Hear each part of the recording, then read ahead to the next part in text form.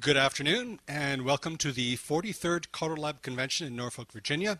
Today is Monday, March 21st, 2016, and this is Wind Talkers, Breaking the Social Code. I am Brian Jarvis from Silver Spring, Maryland, and I will be acting as the moderator for the session, and our panelists today include, to my left here first is Stephen Cole from Renton, Washington, and down at the end we have Justin Russell from Memphis, Tennessee. And today we're going to be talking about social media. What is it? What can we do with it? How can it help us? How can it hurt us? And towards that, over to you guys.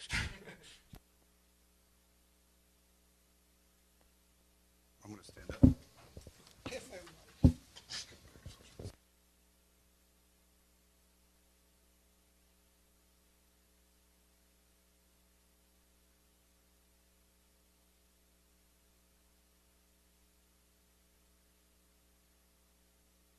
Yes, it's a picture of me without the beard and the lovely young lady that has said that she'll be my wife. Yay! Yeah, you clap for her now. She's going to need sympathy later. Was it the beard or not the beard? The beard kept her. Oh, there it is, keynote. A little bit of both. All right, breaking the social code. She's right back there. She wouldn't leave me alone with you folk. Oh, it is the glasses. All right. Let's go ahead and mirror this. And then I'm going to say play. Except for... All right. That's not the clicker. That's not the clicker. Where's the clicker? Oh, there's the clicker. Beat it with a rock. All right. I will stand over here. I'll let you read the funny, or I'll read it for you. Those that are on that are looking at it from the MP3 version in the car. Anybody read the email about how to improve our communication? Dilbert says, "Was it a long, rambling email that stumbled one barely coherent point to another?" And the boss says, "That must have been from someone else." And Dilbert, "Good, because I didn't read it." All right, who am I? My name is Stephen Cole. I have been a square dancer since 1993. I have been calling since 1995. I didn't say it was any good, but I was there. I work for the University of Washington. I am employed by the Medical Center, and I support doing IT client services for the Departments of Surgery and Anesthesiology and Pain Medicine. And I have an undergraduate degree from a school in Pennsylvania, and I just last year completed a Master of Arts in Organizational Leadership from Gonzaga University. Go Zags. And that's a picture of my diploma. It cost thousands of dollars, so I thought I would put it up here. So I have notes and ideas. So I'm glad you're here. I am very glad you're here for no other reason than you are interested in making yourself understand more about this thing called communication and social media. Now, if you don't have social media or don't know what it is, I am probably not in a position right now to educate you 100%, but certainly you've heard of Facebook and Twitter and these other things.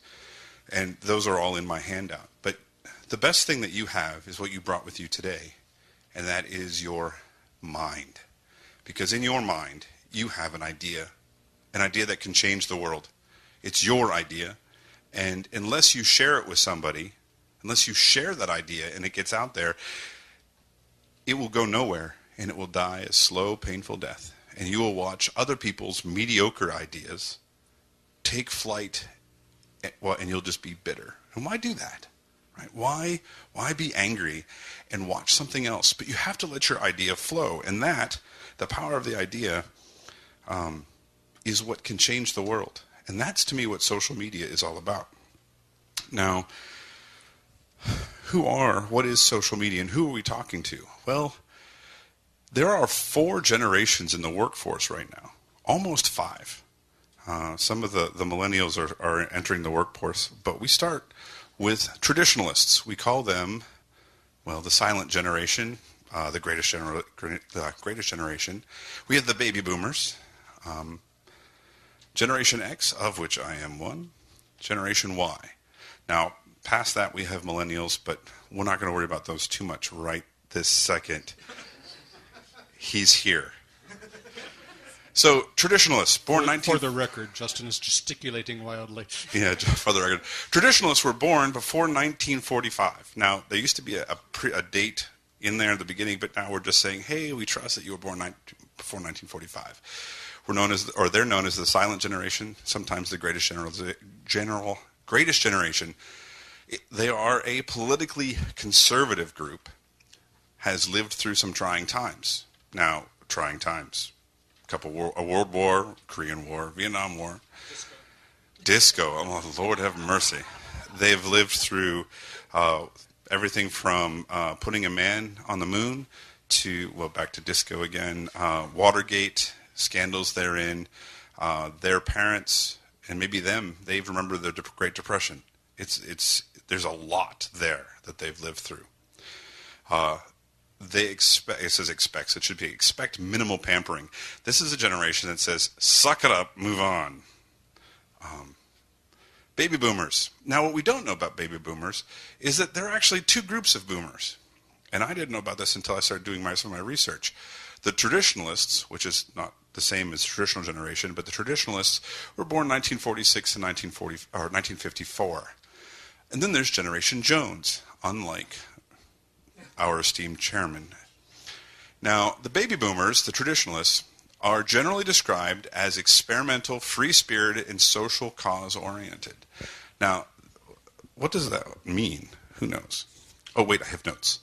They're shaped by the rise, I can't even remember my hand around here. Oh, rise of feminism and social relations, drug use showed up in this generation, both for recreational and political statements.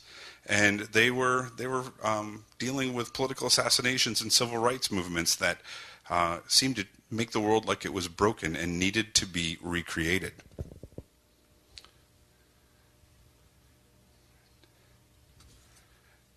Generation Jones. Now, Generation Jones is basically coming from the idea of keeping up with the Joneses.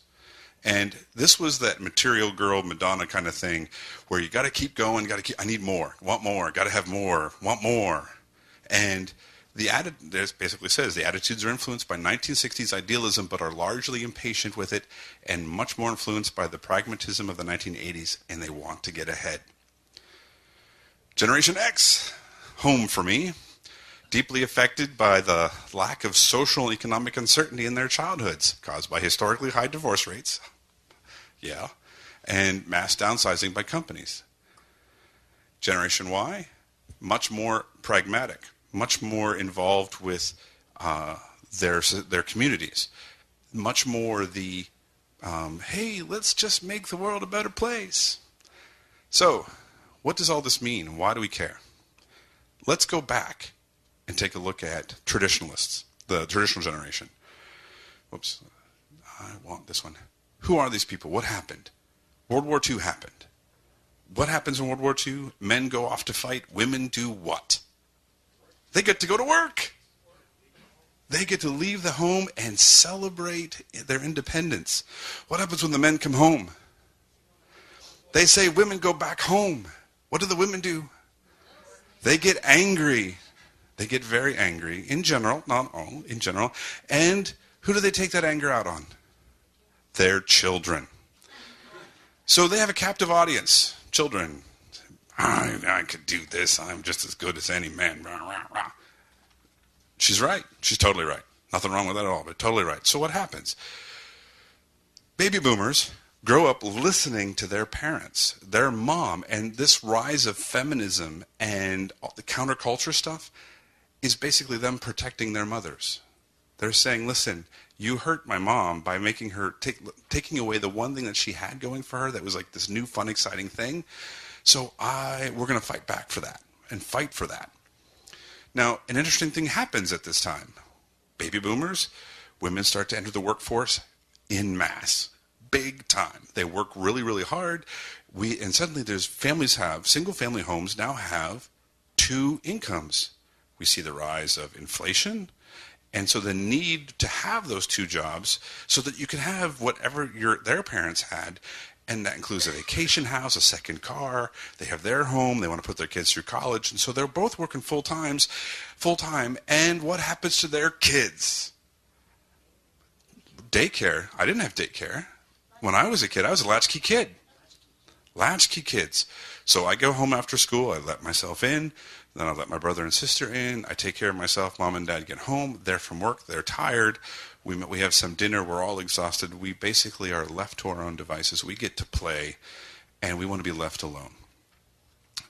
So, my generation, some of my older brethren and sisters start to have children, which is odd to think that somebody could be mine. But anyway, Generation Y comes out. What happens? These grandparents who feel like they've flittered their children's lives away because they were working too hard. I didn't spend enough time. I shouldn't have gone to work all that time. They come around their grandkids and they love their grandchildren and they're connected and they love and they want to be with them and let's go do stuff. And their kids are like, excuse me, I didn't know you liked kids. What's up with that? And so my generation's looking at Generation Y saying, you know what, I didn't have this, but that's fine, leave me alone because I don't want to touch you because I like being left alone. So let's look at that again. Traditionalists give rise to feminism, which allows people to work more, but then their kids want to are left alone, and then we have grandkids that are hypersensitive to being around them. Baby boomers don't like to belong. They don't want to belong. Generation X, we have technology. What do I use our technology for? We use it to isolate ourselves. I'm not going to talk to you. Send me an email. Send me a text. Post it on Facebook. I'll read about it. I don't want to go to your event, but I want to read about it. Don't make me touch people. Don't make me talk to people. Don't call me or leave a message. But Generation Y, they use technology 180 degrees in the opposite direction. They're so used to having people around them, they use the technology to, hey, we're all getting together to go to this movie, and then we're going to go out to eat afterwards, and then we're going to go dancing. They use the technology to connect them. The boomers, if we go backwards, still are kind of not trusting. They're not joiners. This is a whole generation of people that did not join. They didn't join fraternal organizations. I am a master mason, and there's a whole generation that got skipped because my parents wanted nothing to do with becoming a member of a club of any kind.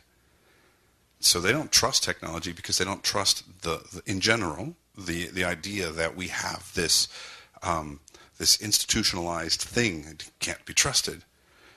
But back to the traditionalists, they've worked their whole lives doing their own thing, their own way, and they don't need anybody's help, by gum, by golly. So what does this have to do with social media? Just has to do with the attitudes that you take a look at when you want to address how you communicate with the various different tools that are out there. Some people say that Facebook is now for old people. Well, I'm not old. I'm mature. I'm seasoned, something. What happens is that a lot of the Generation X folks use Facebook to communicate because we are those latchkey kids that remember just wanting to be left alone. I don't need anybody's help. I want to entertain myself. And when you want to talk to a Generation X person, we'll get out of the house, but it takes some coaxing. Generation Y, they have many more tools, and they're all in my handout. You can see things like Foursquare and all those other things that you can use, Vine. You'll see things, Snapchat. All of these things are listed in there as things to look at. They're just tools about how to connect and reconnect with each other. And Twitter as a platform. So I guess really what I'm trying to say is that you have options, and you shouldn't use just one to try to communicate because these different generations all have different needs. And each one of them is going to respond differently to the techniques and the messages that you send. And before I talk about one other thing is that Dilbert, or the pointy-haired boss in Dilbert's talking to somebody. He goes, your engineering experience looks great, but your social media score is nearly 0. He says, you have no friends, no followers, and no social influence whatsoever. And he says, Because I focus on my work. No, I'm pretty sure you're dead. So social media is about connecting to people without touching them. But it doesn't mean you can't be touching, meaning that you can't be engaging. Because the real benefit of social media comes from genuine engagement. That's what we're trying to do here. You're trying to show people what you're doing, how you're doing it, where you're doing it, and you have the tools to do that. Now, what does that mean? It means being authentic. It means answering your email. It means getting out there and communicating the things that you do. There's a lot to learn. And I can't teach you, the three of us can't teach you this overnight. But what we can do is say, hey, go to your local library, get some training, learn about these things so that you can get out and create yourself a profile. And whether that profile be on Facebook or Tumblr or Pinterest or something in YouTube, whatever it is you want to do, you want to reach out and connect to the people that want to learn more about you and might ask questions. Because one of the best tools about social media is not telling people you should do this, but asking the question, do you want to know what to do that will make your life better? And with that, I'm done. It's on. Thank you. That was Stephen Cole. And now, If anybody has questions, I guess we can do that now or we can do it later. It's up to you. any immediate questions for Stephen at this point? We'll certainly have more Q&A at the end. Justin, All you're right. up. Well, I'll go ahead and get started. Can you turn me down just a little bit? I thought Stephen did a brilliant job, and what I really liked about it is this It just occurred to me as Stephen was talking that I'm of a different generation, and so the way that I use these tools, and so even like my printout and the way that I'm describing it is completely different than someone else, their take on it. And so I thought you did a fantastic job. You can say older. That's okay. That's fine. a different generation. We all kind of started on the handouts. I only brought 20 and we're out, but I'll definitely send it to anybody that wants it. The top paragraph that I talk about, you just did a brilliant job of this segue, that I say that many people in the activity has blamed technology as the reason for the decline in square dancing, and I don't know if that's true, but I think that you can use social media to help you promote, advertise, and engage dancers and non-dancers, which is exactly what you were saying my generation, the Generation Y, does, that we use it as an engagement tool. So I thought that was just brilliant.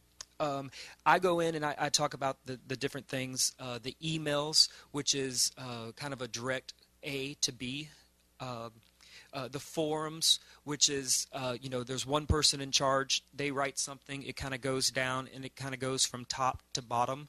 So it's still a little more engaging, the forums that you can have.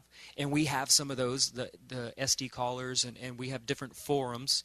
But the great thing about social media is that it's not really a top-down, it's not really an A to B conversation, but it's an entire group coming together and being able to hash out things. And so that's why I love social media.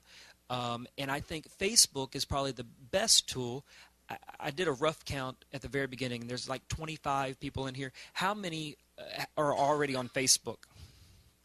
So more than half. Probably 90%. It's almost unanimous among the hands. There's a few. Yeah. So there's two people of the kind of a 23. Okay. 3 out of 20 well, after people. this break, we're going to get the three of y'all on here.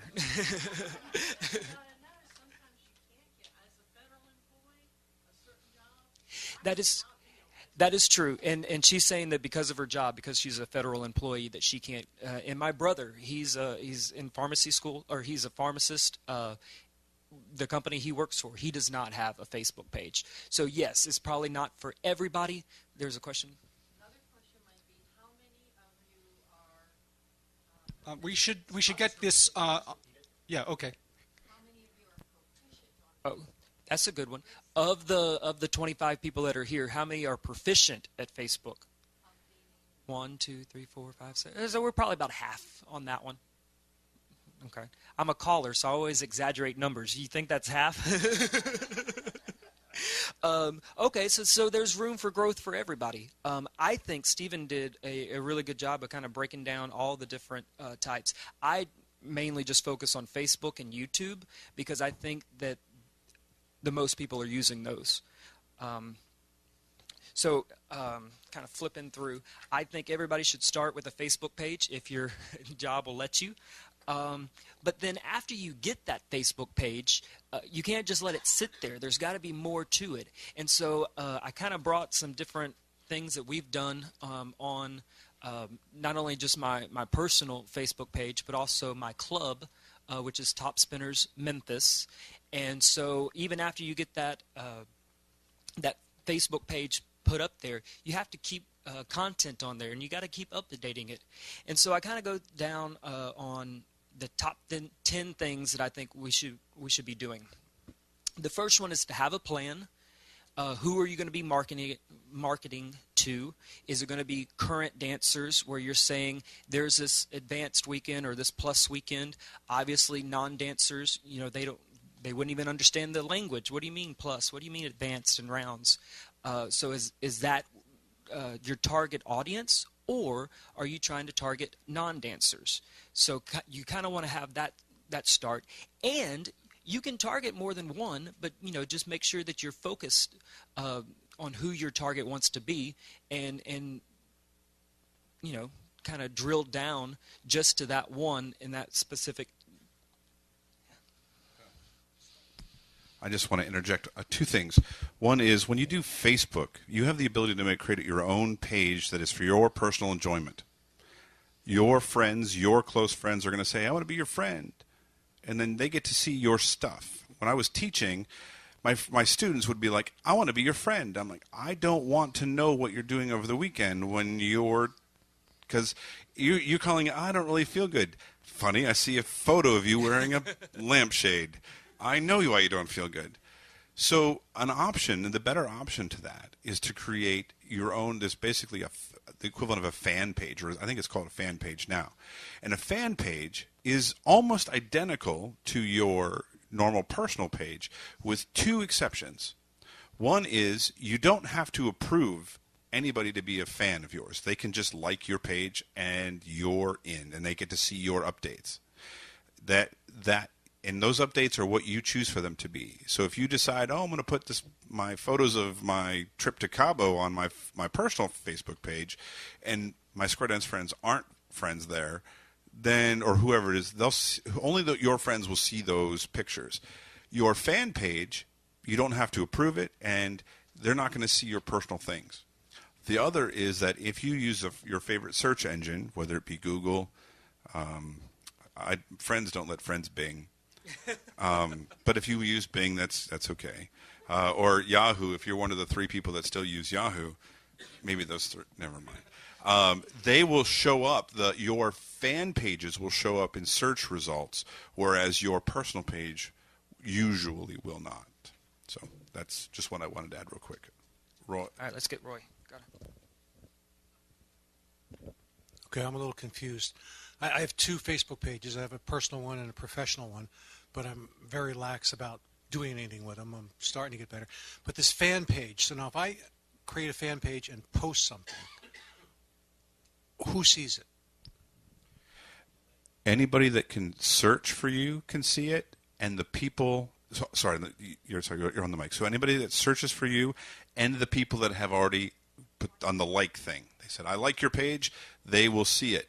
Now, one of the tricks behind doing social media is if you want people to look for you, you need to be relevant. To be relevant, you have to post content. If you post a lot of content regularly, your stuff that you post on your fan page will show up on other people's their news feed, that kind of inbox part of the Facebook page. If you just do it every now and then, the Facebook algorithms are going to say, well, he doesn't really post very often, nobody really reads it, so we'll put it out a little bit. So the more you post, the more people are going to see it, because the Facebook algorithms are going to feed it to more and more people. And if somebody says, I want to do a search for something to do in New Hampshire and you're doing something in New Hampshire, it will show up if it has the right keywords attached to it, things that people are searching for. So if we have a fan page, we should then encourage our, quote, friends from the other page to like the fan page. And then that would then possibly encourage more people that we don't know anything about to at least look at the page. That is correct. One of the things that I do, and for a while I was on the more is better. I want more friends. If somebody sent me a friend request, I was like, sure. But then I realized I don't think I want to know what these people are doing, and I don't want them to know what I'm doing. So slowly but surely, I'm actually going through and recommending. You can go into your own personal page and say, I want to recommend this to, and I go through my friend list, and I'm like, hey, you should like this. And as soon as I see that they've liked it, because there's a list you can see, I go and I unfriend them from my personal Facebook page.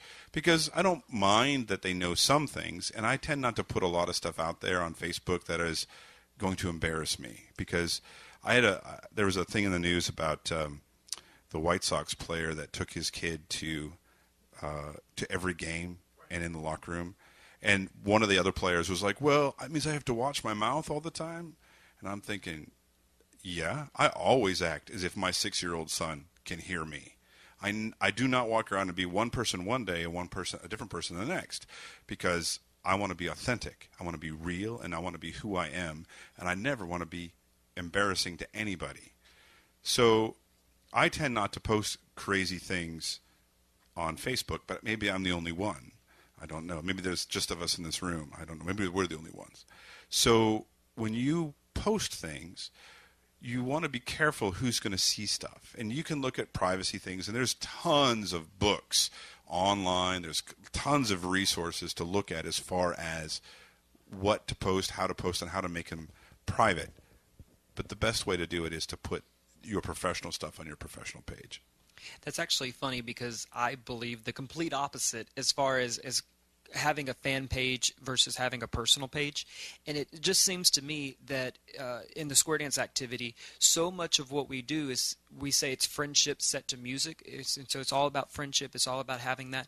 And so for me, to have that caller, to have me be a fan of somebody else versus being their friend, to me, I would rather you just be my friend and not have like that fan page. But, again, going back to the generational thing, maybe that's all it is. But that's kind of my take on it, is that I prefer to just have one profile and have everybody be a friend versus having a fan page. And mine are kind of split right now, too. So it kind of happens.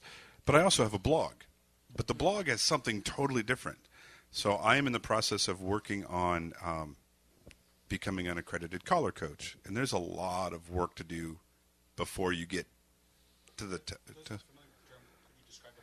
a blog. Well, okay, I'll get there. So a blog is a web blog or a web log. If you put them together, you get blog. A blog is like a diary, for lack of a better term, or just a log file, and they are pretty much one way. Me sending information out, but you have the ability to make comments on them if you have a blog that lets you do that, and you can publish them, and you can say, let it show up on Facebook, or I can encourage people to like it because it has a connection to the Twitter feed as well as my Facebook fan page, but I'm writing that with a specific purpose. I'm not just, I have my social updates on Facebook. Hey, I'm calling here. Hey, I'm visiting. I have to say it slowly. Norfolk. Yeah. Because I grew up not too far from here, and when you say it fast, it doesn't come out that way. So in Norfolk, that's that thing. But as part of my caller coach accreditation thing, you have to write your own caller training manual or be part of that. So I'm writing my caller training manual as part of my blog. It is an exercise for me to write get outs and get ins and teaching tips and all of these things, so that when I go back and I have to compose this thing, I'm going to have notes every which way but sideways, and I've practiced writing the whole time. Short, sweet. Let anybody wants to read it, that's fine. If they care, it's out there. But I have a purpose, and I update it regularly. Is it daily? Yeah, not so much. But I have regular updates that I try to make. Which is funny because the second thing I say is stay focused and be consistent. And so you go to a lot of callers' websites or the club website, and they still have the schedule from 2009. And so if nothing else, just take that down and have nothing that dates it. Another thing that you can do is instead of saying putting the date on it, you can say recently as you're writing some of these articles. Instead of saying on June 10th, 2009, you can just say recently or in the past. You can kind of change some of the wording so that it doesn't date it and it can be a little more relevant. Pictures are worth 1,000 words. One of the stats that I got is research shows that 87% of all interactions on the Facebook page happens on a photo post.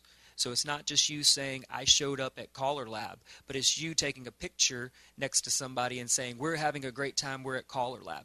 87% of the interactions on Facebook is because of the photos.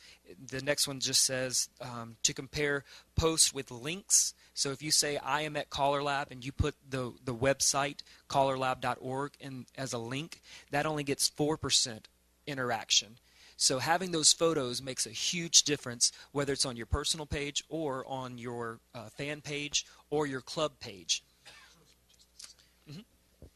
I'll show you how that works. Bunch in. Oh, yeah. Yeah. Say selfie time. Here we go. Ah, crap. Countdown timer. 3, 2, 1. There.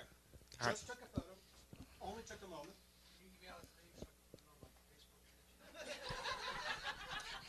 Yeah, let's see how many... I was just using a mobile device. I now have a photograph of the three of us looking, pretty scary. And now with the press of a button, I can share it.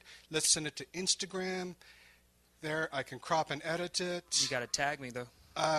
Tagging, that'll take a couple extra seconds, but right now I can press one more button, and boom, this is sent out to Instagram and Twitter and Facebook simultaneously. It'll be out there in 20 seconds. Mm-hmm. That's all it takes. And then you can go in and you can tag people in those pictures. So if you take a picture with Roy, if you take a picture, you can go in, and so all of Roy's friends gets to see it because it goes onto his page. It goes onto your page because we've tagged you in it.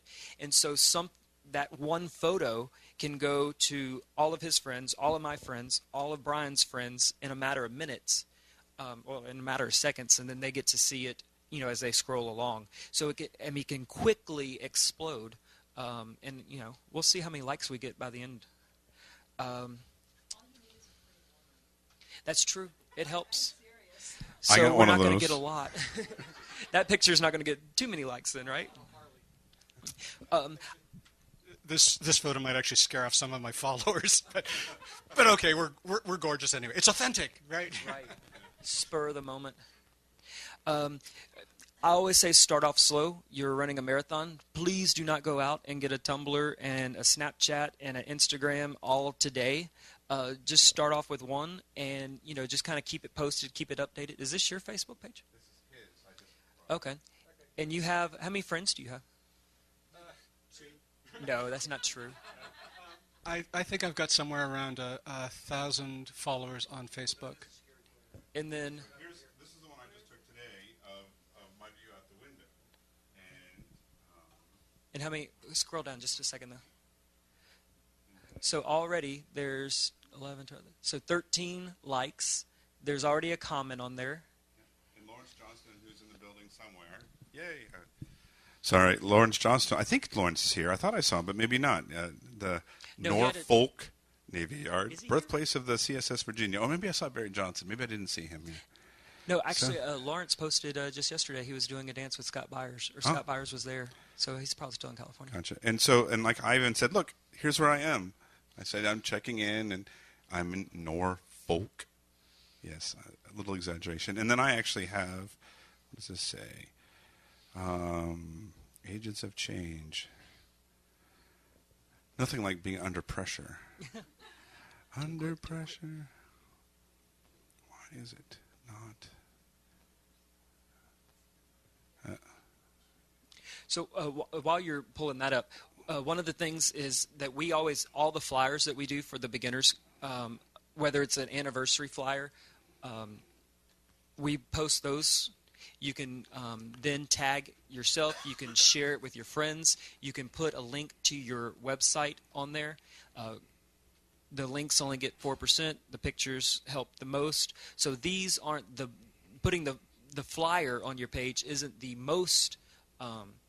best thing to do. The best thing would be to have a picture of the people dancing. That would get the most attention. But we just try to keep the site relevant.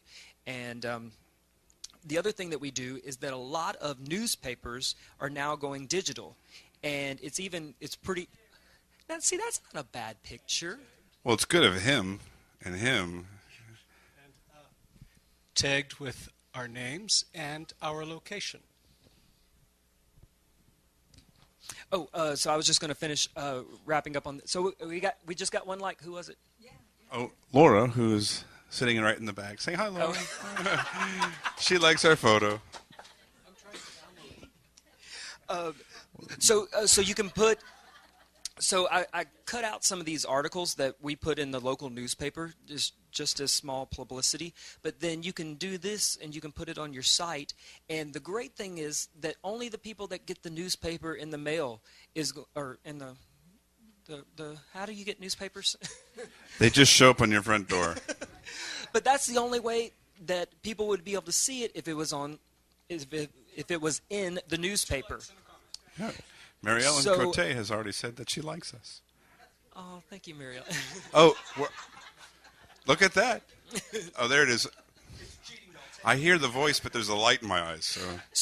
But the great thing about using like these newspaper articles is it's easy to put on your fan page. It's easy to post, and it's really easy to share. That's the greatest thing. If you have 20 people in your club, 30 people in your club, if they can go all onto their Facebook page, share, then you are instantly you can instantly reach 10,000 people. You can reach thousands of people. Hunter told me that he was doing, and this kind of wraps up what I was going to say. Hunter, I just saw him this weekend, and he passed out 600 flyers. He went door to door, passed out 600 flyers about the beginner's dance that was coming up. 2 people showed up. I am starting to use Facebook, and it's called pay per click. So it's just a new form of advertising, and you can do the pay per click using Google. On the right-hand side, if you Google anything, square dancing in Virginia, on the right-hand side you'll see those ads. If you click on them, it can take you to that site. You pay for that. Every time someone clicks on it, you would pay 10 cents, 30 cents, $1. Yeah, it just depends. So it depends on kind of like what kind of plan you buy, and sometimes the more they click, the less it costs. It's a strange thing. There's an algorithm that goes with it. So I've done, as far as advertising for upcoming classes, I have done Google AdWords. It's a hard learning curve. I didn't really like it. I've spent maybe like $200 on it. None of the dancers that are still dancing came from Google AdWords. So I don't do it anymore. Twitter has it where you can pay per click. It shows up on the feed. It shows up on your individual page. You can, when I do my beginners class, I can dictate what zip codes I want people to see it in. So if you're in Nashville and I'm in Memphis, I don't care if you click on it because you're probably not going to show up to my Thursday night class. I can dictate what zip codes, I can dictate the age group, and you can put in keywords. So I put in line dancing, square dancing, country dancing, fitness. And so those would go out onto people's news feeds as an ad. It usually appears up at the top. The only way that the group is charged is if you click on it. And, we've had a square and a half show up from that. And the cool thing is, and this is the great thing about social media, is if it shows up on Steven's page, up at the top as an ad. He clicks on it. He likes it. He wants to go. He can then tell all of his friends that he is going to this. And so it's like an instant sharing from one person to another. And that's really what square dancing is all about, is a friend telling a friend telling a friend. And so, most of our recruitment comes from word of mouth. This is just the 21st century kind of word of mouth. And so I like using, of all the pay-per-clicks, I like the Facebook pay-per-click. And I talk a little bit about it, but I don't want to ramble. What kind of caller are you? So this is just a Facebook page. I think this is the primary feed, so I'm getting stuff come in, and somebody was asking a question about what microphone did they use, and somebody forwarded it. They tagged me in it.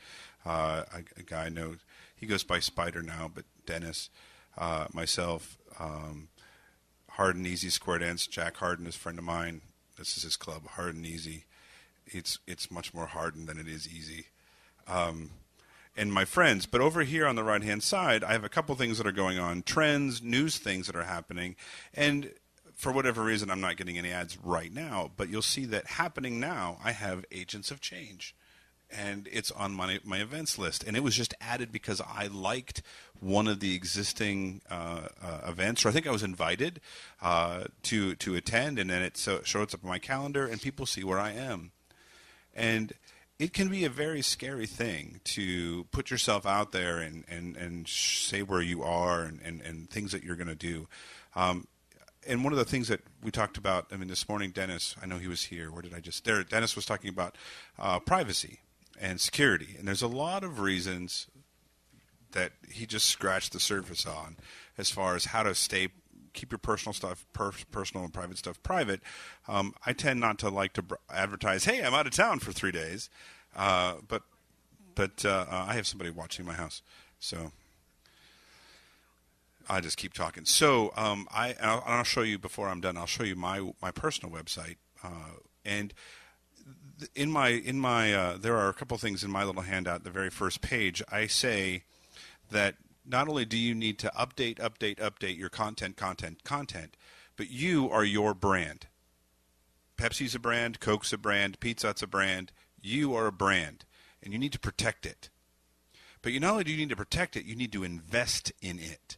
People like free because, well, it's free. F-R, no, spell it the long way. Free, not double E, free.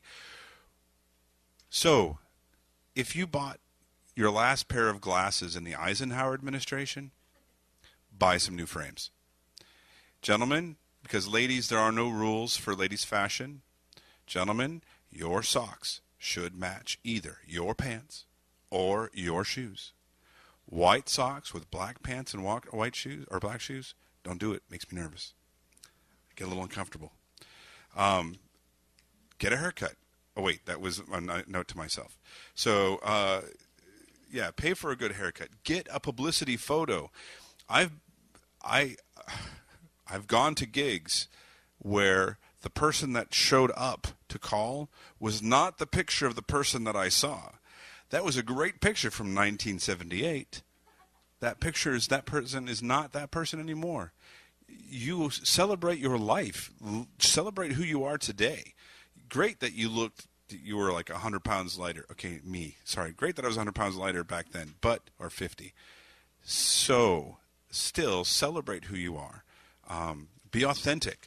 Because if you show up being somebody that you're not, and they expect a tall blonde, and I'm not I'm tall, but I'm not blonde anymore, they're going to look at me, what else are you lying about?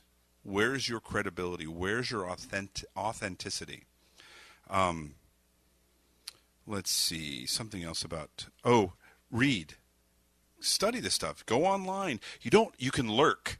Lurkers. I love lurkers. They just look. Look and see what people post. Look and see what they do. You don't have to get out there and start typing things. And you're going to see that people are going to post stuff that just offend your sense and sensibility. Don't respond. Don't respond to trolls. They're just going to make your blood pressure go up. Something? So this is what I love about social media is using it more towards advertising for my club. So I don't really advertise as my own personal, Justin Russell Square Dance Caller fan page, but I do have the. Yeah, go ahead. Why haven't you liked it before? And then, so by him clicking on it, then it shows up other pages that he may like. And then also down here, I know it's horrible for the people who are driving right now because you can't see, but friends of mine, 35 of my friends are also fans of the Top Spinner Square Dance Club. I'm going to scroll down just a little bit. So I was out of town, so there was line dancing this past Thursday. You can post events, so line dancing for beginners. Right here, it shows that it was 2 people shared it, and then you can see the comments that were posted below that. One person shared, this is just where we updated the photo. We had a food drive for the club that we do every year. And Justin wore a tie. I'm a banker. Oh, you have a respectable job. We had a chili cook-off, and so you can see some of the pictures from there. But so 3 people liked it. Now let's keep going down here to the flyer, where I was saying you can post the flyers. Nobody liked it, and there was no comments. And so you can see that the flyers aren't as beneficial as the photos that you take, but it's relevant. And it's what's going on currently. And then here's the last thing I want to show, because I was telling you the pay per click. I spent $60 on this. And so this is kind of just giving the basic information. Free dance night, a Tennessee dance sampler for beginners. It starts at 7. We go through the basic steps, and I post the flyer with all of the information. Now, it showed up on a couple thousand a couple thousand walls. I only pay if it shows up on that person's wall and they click on it. And so from that, you can see 60 people liked it and 30 people shared it. Now, these 30 people are not my friends. I don't know who they are, but they live somewhere in that zip code. They're in the age range that I wanted them to be. And it showed up because they had some interest where I put in line dancing, square dancing, dancing, fitness, and you can put as many different categories as you want. And so this is how I'm kind of doing my recruiting, and it's a whole lot easier to spend that $60 than to print 600 flyers and go door to door and put them on. And so this is what I'm doing now. And there's something in I saw a hand. I'll get to you in a second, Roy. When in my handout, one of my favorite blogs to read, favorite people, his name is Seth Godin, and if you've never read this man's work, I just love this guy. He's amazing. He's a marketer. That's what he does. He sells things, but he doesn't just sell it. He teaches people how to sell it. And his blog it says click on Seth's head to read his blog. He knows how the act of marketing works, and I read it regularly. But he coined the phrase a couple of years back on our little slow website or slow internet connection, something called permission marketing. Permission marketing is different than traditional marketing. It used to be you throw your spaghetti against the wall and whatever sticks is what you're selling. So rather than send, what you would do is if you want to send flyers like that guy, we just talked about him, Hunter Keller. Hunter Keller goes out and spends money, puts out door to door 600 flyers, hoping to get a lead. Seth Godin's approach is, I'm going to find out in advance who is going to want my flyers and just give those flyers to those people. And to do that, you say, hey, you do your little demo, and you rather than say, here's a flyer, take it with you, you give them a piece of paper that says, for more information, contact us. You get the more information, contact us people, and then you just send information to them. It's targeted. Now, we can't do that necessarily with Facebook because I want to be able to give, not everybody knows to ask me for more information. But if I pay for this ad and it goes out to 6,000 people and I only have to pay $60 because only those people that looked at it do I have to pay for? Well, next time that they go to look for something, it's going to show up in their wall again. I'm asking their permission to send information to them. Permission marketing is about halfway what this is doing. Is I'm asking for permission to give you information. And if they've asked for it, you know they're interested. And that is a powerful, powerful thing. Roy, did you have a question? And here's the microphone first. Sorry, I tend to forget from one 15-minute session to the other. So this is using Facebook ads. Is that basically the same as Google ads, but through Facebook? Correct. And I just had a better... That is correct, is what he said. And so I've done Google AdWords, I've done Twitter, and I've done Facebook. And to me, Facebook has been the most successful and the cheapest. So this is I go to www.isquaredance.com, and this is my site. And what I want to tell you about this is a lesson that I've learned. And when I say you invest in your brand, I have worked in information technology since before you were born, a long time. And I mean, since TRS-80s ruled the earth. I know. I got one on VIC-20s too. So it's been a long time. So when I decided to do this website thing, I rolled my own. I hired an ISP, an internet service provider. I had them spin up some virtual servers for me. It's actually shared hosting, so they're running the stuff I need to do. I put the software on there. I loaded it. I configured it. I managed it, and I hate it because I'm constantly couldn't find the right layouts. I had to manage all of the various bits and pieces and things. It is a challenge. If that's you, knock yourself out. I'm in the process of rethinking that whole decision and just going to scrap it all and pay somebody to do it, because I'm already paying enough money already for this stuff so I could do it myself. I could have somebody else manage it, update it. All I have to do is put content into it. But I have on here, this is WordPress, using a theme from Elegant Themes called Divi, D-I-V-I. And then I have my calendar, which is a plugin for WordPress called something. I could look it up. But I can look at. I like the way that this looked with my calendar. I can actually get this now into Facebook if I want to, but I like the layout for it, and I can see what's coming if I remember to put it all in there. So this is his personal website. You can go to wordpress.org. WordPress.org. And you can pick up themes, and so that you can create your own website, and it will have all of your information on there.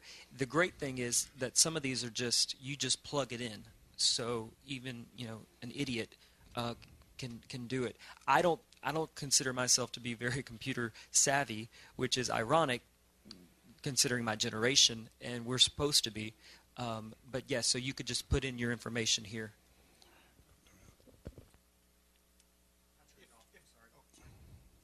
If the website setup seems too challenging or is going to take up too much time, that's okay. Facebook has a pretty widely established user base already. You don't get to mess around with a dozen different types of templates. Great. You just get the one blessed template they give you. That's good enough. It's something. It's better than having nothing for a presence. So if you have to do one thing only, I would lean towards Facebook. It's already there. It's the big player. In fact, just a couple of quick stats. As of January of this year, Facebook has 1.6 billion, with a B, monthly users. 1 billion of those users are daily users of Facebook. 91% of millennials, ages 14 to 31, and 31% of seniors use Facebook daily. The market's there. If you build your own website, cool. But you're going to have to wait a bit for traffic to find it. It has to get indexed into search engines, which you can help by linking to it from your personal Facebook page or Twitter or whatever. That helps the process along. But it'll be a while. I just brought this up. I have a question, so we'll get a microphone back to you. Somebody had said, the Bob Dole campaign from 1996 is still online. And I think it was on the news, and so they've taken most of it down. but the actual URL is still here, and you can actually go in and look at the campaign. I'm not saying that this is a good idea. Okay, I'm telling you, if you have stuff that is from 1996, delete it. Unless it's this historical thing where you were signing the Magna Carta and you were just there, there's no reason to keep your digital presence online like this. The question in the back. Mary Ellen, Tejas? Texas. Houston, Texas. Couple things. First thing is question for Justin. So the template for the flyer on your Let's Dance for your fun nights, did you come up with that, or was that something that was already established? So the flyer, a guy out of Charlotte, Randy Stimpson, he does all the GSI's flyers, and so he makes that flyer for me. And he does other Square Dance weekends, and he does other things. But I think it's really modern. I think it's fresh, and he's willing to make flyers for other people as well. He's out of Charlotte. Cost was a question he does not know. I use a website for flyers called Canva, CANVA.com, and you can pay for the parts of it. You can buy the images. They're stock images that are free, but there's a ton of templates that you can use. I actually have this is connected through Facebook, but you create a design. You can say what you want, social media posts, documents, badges and ebooks, marketing materials. So here's a poster. I'll just click on poster and on canva.com, and it gives you, it's a fill in the blanks. Pick a style on the left, and once you do that, it shows up on the right, and then you can say events or elements, and you can add things to it. Next thing you know, you have a flyer. How much is that? Free. FREE, free. What was that website? Canva, CANVA.com, www.canva. Charlie was Charlie Alpha November Victor Alpha.com. I have two more things real quick.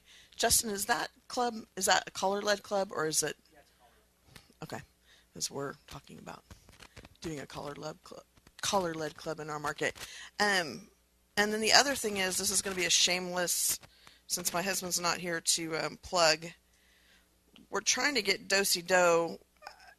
I don't know if people in the room know or not, but we bought Do-si-do back in November. And so we're trying to get Do-si-do back to what it once was. If you'd been on it, most people had given up on that website. Of looking at it, it was not. It was the same website. It had been the same for 20 years. I mean, how many people's TVs were the same from 20 years ago? So anyway, we're trying to get that website back up to be a destination for square dancers, and then not only to purchase things, but also to be an information website as it once was, to bring that back to life, so that your target audience, so that you don't have to fight. Oh, thank you, whoever just put that up there. That would be me. Yes, Stephen thank Cole you. used his magical touch to put dosido.com Yes. on the overhead projector. So we're trying. It's been. We also own Hilton, and that one was. Paul did the whole thing. Did the website and redesigned it, and it was so much simpler. But there's so much less content on that one.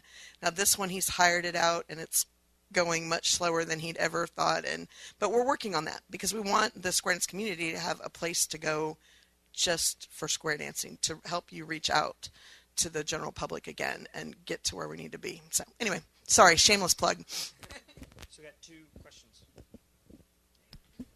Mary Moody, Branchburg, New Jersey. I have two careers, and they aren't really the same. Can you get them both on Facebook? I have a Facebook page. I don't play with it because I don't know if I should. Do you want to start, or shall I? No, I was thinking what you were talking about earlier, having the two profiles. I would say that if I go back to Facebook, you'd think it would just go there by now. It just should know by now. Facebook.com. So here's me. This is my personal page. This is, and John, I don't know if you knew that Johnny Preston, sorry, people 10 years from now that are listening to this that don't know who Johnny Preston is, great caller, love the guy, had a seizure and was hospitalized. And so people are commenting on that. So he shows up there. So I come up, where did it go? So over here, pages.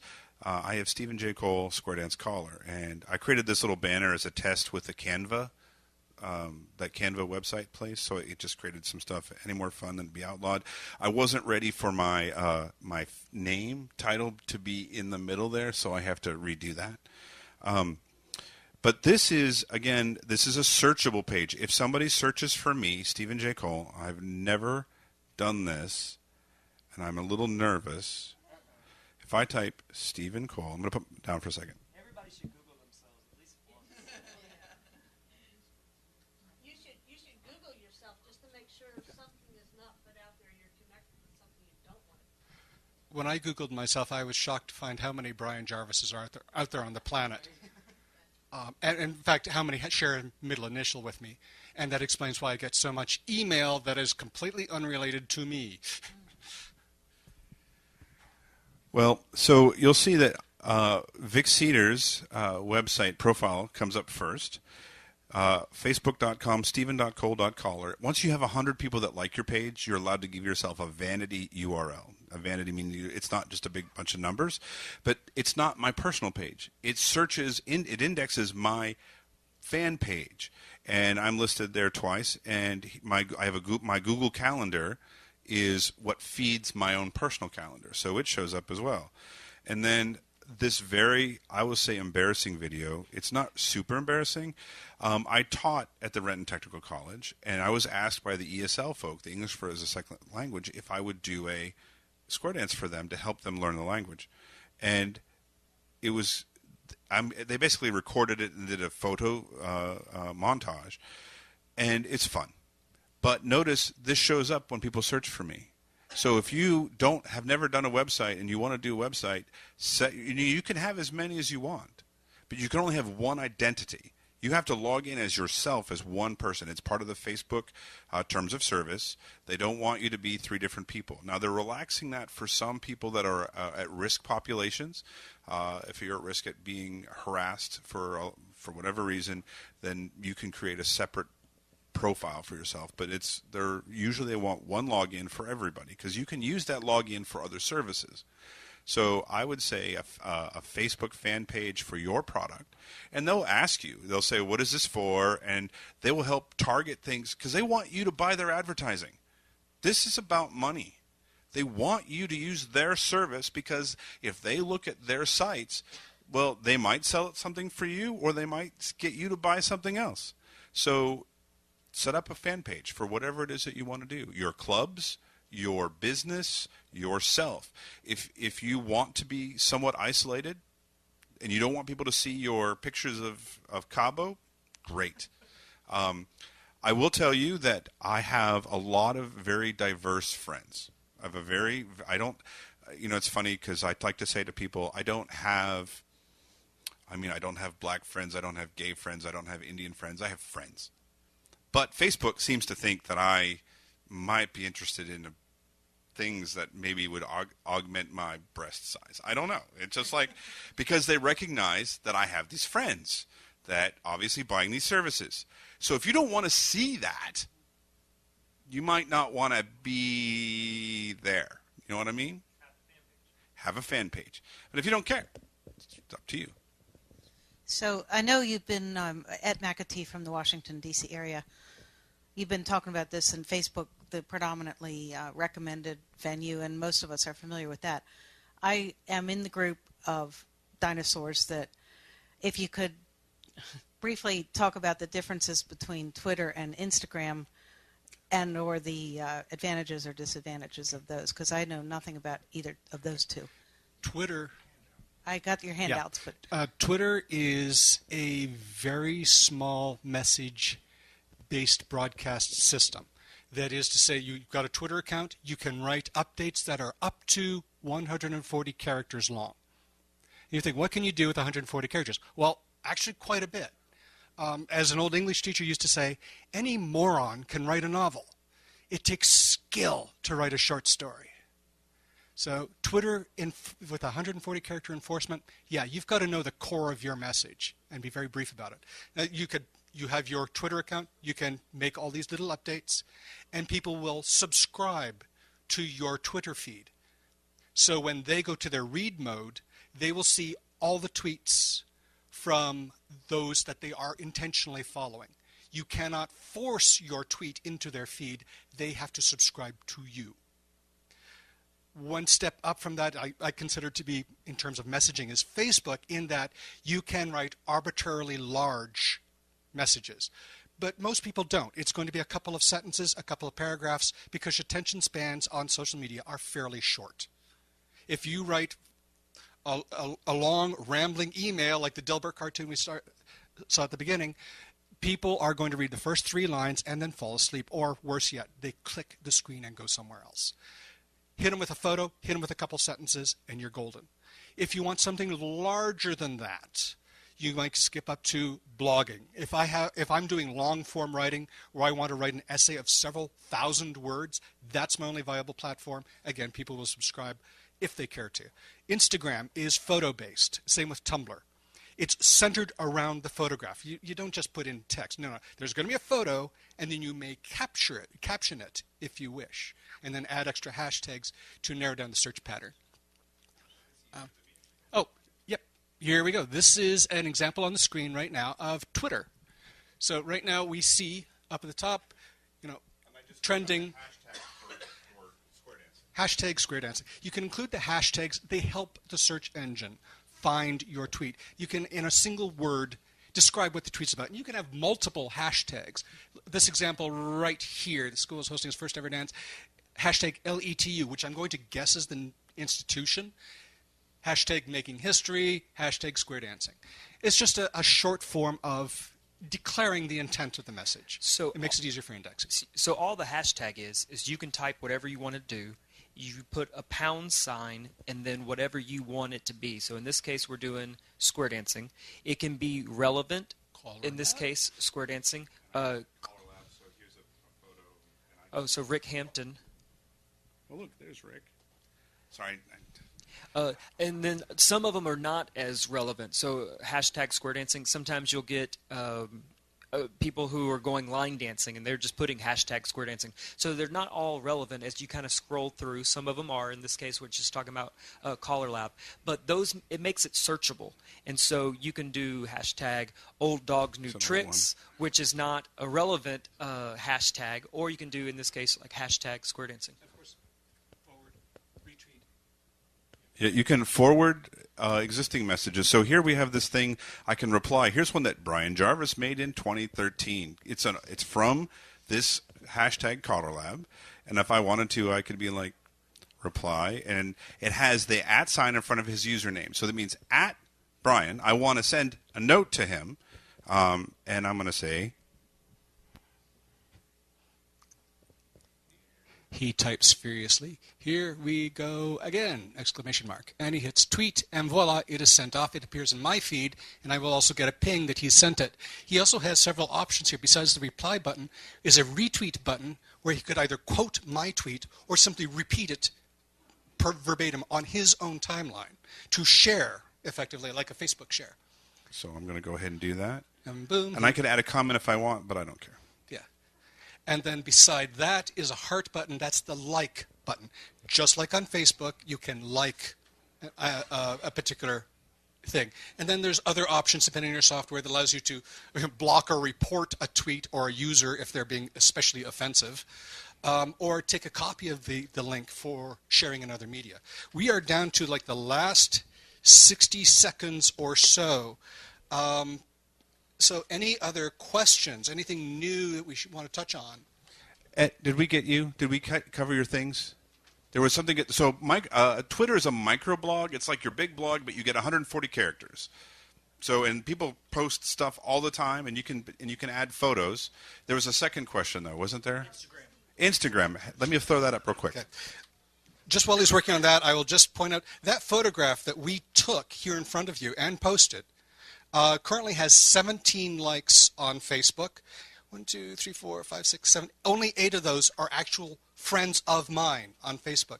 The other people that have liked this have never heard of me before. Voila, my name's getting around. And that was in the course of about 30 minutes. And Instagram is the kind of a blog, but it's designed for photos. I actually have an account with Instagram using my Square Dance Land stuff. This is not it, so this is random. I haven't logged into this ever.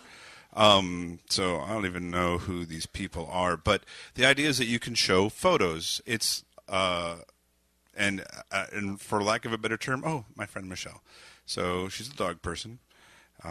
Obviously. So pretty much showing photos and the things that you like, and it's a way, but you can, just like with Twitter and Facebook, you can add a comment, you can like it, I can do more over here, I can embed it into my own feed. We should emphasize Instagram is primarily designed around mobile devices. Correct. It's not designed for this. The desktop web page is an afterthought and just cruded together because somebody demanded it. Their true love, the true core of Instagram, is mobile phones. Just to kind of shout out, I brought some extra flyers and extra things that I've done. He brought flyers and things to see as far as composing what the flyer looks like itself. I have found that you'll see that his name doesn't really appear, or picture doesn't really appear. He's not selling it. He's selling the event. And the event sells itself if you let it. Just some ideas. Okay. Well, our time is up. Thank you very much for attending. And big hand here for Stephen Cole and Justin Russell for their participation. Thank you all for coming. And, of course, we look forward to your feedback.